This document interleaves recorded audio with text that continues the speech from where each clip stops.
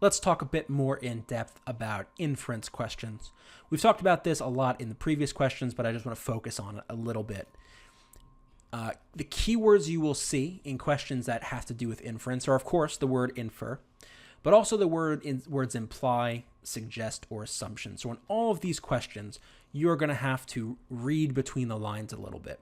So the answer won't necessarily be spelled out for you in the passage, but given what's in the passage, the evidence that exists, you will be able to make an inference or draw a conclusion based on reasoning with that evidence. So in fact, if you look up the definition of inference, an inference is reaching a conclusion through evidence and reasoning. And here are the two keys. So first, you're going to need evidence in the text. As always, there's always going to be some portion of the passage that's going to help point you to an answer.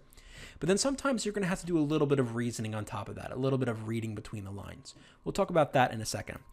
Sometimes the answer to the question is actually just a paraphrase of the text. Sometimes it doesn't even go much farther than what you've read, even if it says infer, imply, suggest, any of those words. If you do have to read between the lines, the answer is usual what I call one logical step away from the text. So you're going to have some evidence in the passage.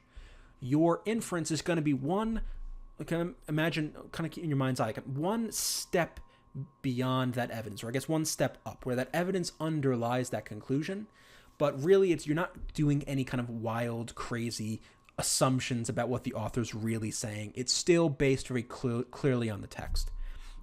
And as we've talked about with the graph and figure questions, the text puts limits on what you can infer, and you don't want to go too far. And remember the trap choices. One of the trap choices was a wild inference, when you go way beyond what's stated in the passage. So whether you have graphs and figures, whether you have text, or you're looking at a question with both, the text and the figures define the limits about what you can conclude, how far you can go. So what you want to do in these questions, eliminate the ones that seem kind of obviously out there. Sometimes you'll get stuck between two, and then remember these tips and find the one that's best supported by the text. Let's take a look at a couple of examples. We saw this in one of the previous passages of test 3, I believe it was. And what I want to sketch out here is a little bit more detail about how the answer to these questions is supported by the evidence that we read. So this question was, what was the central assumption in setting up his research? And the answer to this one ended up being A. Let's explain why. If you recall, if you want to take a second, reread the passage, you can. I'm going to go forward assuming that you remember what was in the passage. So the passage, the main thing the passage was talking about, the main debate that provided the context for this passage, was where birds got flight. So how birds learned to fly. Right? What part of evolution, how did evolution help birds develop that ability to fly? That was the big question, right? A debate that's going on for a long time. Evolution is going on for millions of years, so it's a really big, broad, huge question.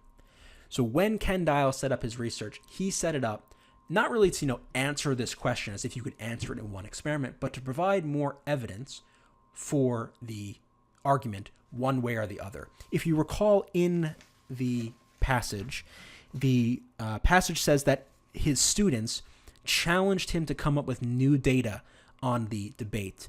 So he designed a project to see what clues might lie in how baby game birds learn to fly. So the experiment on young birds was part of a much larger project, much larger debate on how birds learn to fly, evolutionarily speaking, not simply how birds learn to fly when they were babies and then when they grew up. But that's why A fits best with what's going on in the passage, right? This is, in fact, it's in some sense, it was a summary, or in some kind of ways, a summary or paraphrase of lines 6 to 11. So again, it's not really very far outside of the text. It's based on a very clear understanding of what's at stake, how the experiment fits in that bigger argument, and you don't go much further than that. B, for example, they never said that it was somewhat recently evolved. That's just factually not true based on what was said in the passage, or at least wasn't mentioned.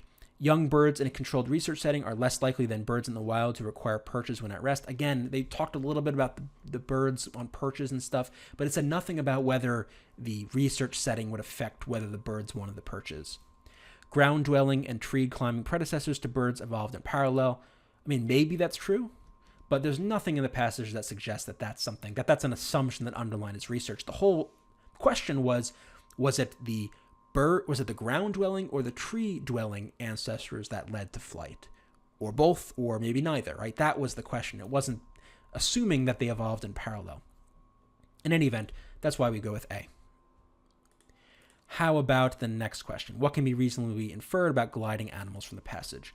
So for this, we got the answer of D, and why was it? Well, again, there are two kinds of birds discussed here. There's the ground birds, and there's the tree birds, or the gliding birds. Now, the ground birds were what Dial used in his experiments. They're basically babies. And you saw that the babies, and I think even the adults, used their wings to walk up inclines. So, in other words, as they walked up the incline, right, they would flap their wings to kind of keep them stuck to the incline so they wouldn't fall off, right? That was what he found.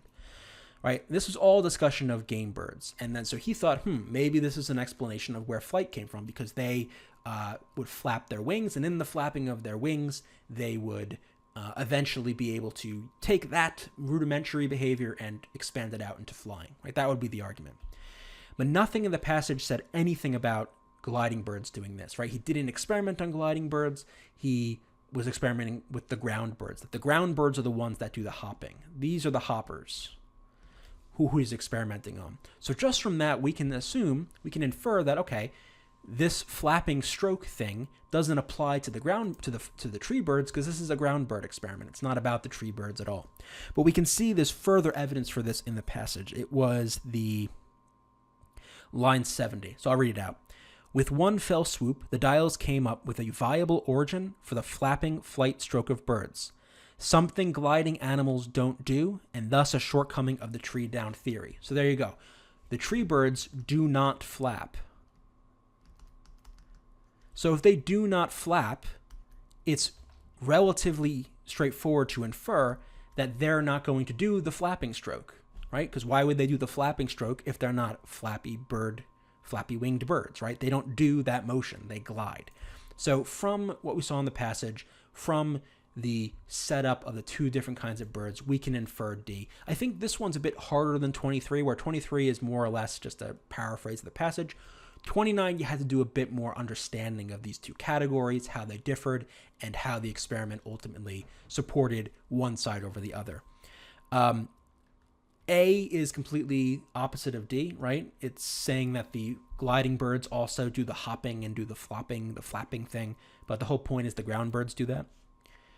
Their method of locomotion is similar to that of ground birds. Again, the whole point is that gliding birds are different from ground birds. They use the ground for feeding more often than for perching. I believe they mentioned something about feeding and perching and the relationship between that in the passage, but again, that was in the context of ground birds, not of gliding birds. So A, B, and C just have nothing to do with gliding birds, but D does, for the reasons we discussed.